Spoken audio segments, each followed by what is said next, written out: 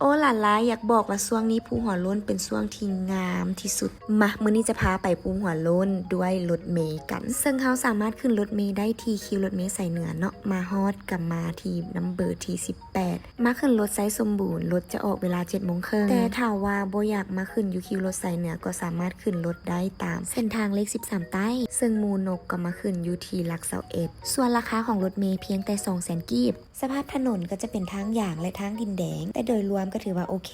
ซึ่งว่ารถเมล์จะมาจอดให้กินข้าวเที่ยงอยู่คิวรถล่องซานการเดินทางทั้งหมดแมน7-8 ชั่วโมงทริปนี้เฮาพักอยู่เงินพักภูสีสอราคาเริ่มต้น 180,000 หา 200,000 ถ้าไผบ่มีรถก็สามารถย่างขึ้นได้เพียงแต่20นาทีเท่านั้นค่าปี้เข้าเพียงแต่ 10,000 กีบต่อคนพวกเฮามาฮอดเทิงภูประมาณ5 โมงแลงอยากบอกว่าวิวและบรรยากาศโอหลั่นล้า5,000 เทื่อใช้คำว่าโอหลั่นล้าได้เปลืองหลายทริปนี้บ่ว่าจะถ่ายรูปมุมใดก็งามแบบสุดๆไปเลยโอ้ลืมบอกไปว่าอยู่ใกล้กับคิวรถตู้เพิ่นมีบริการเซารถจักรเด้อส่วนไผบ่ได้เซากะส่งขาเฮานี่แหละเนาะย่างเอาเพียงแต่20นาทีเท่านั้น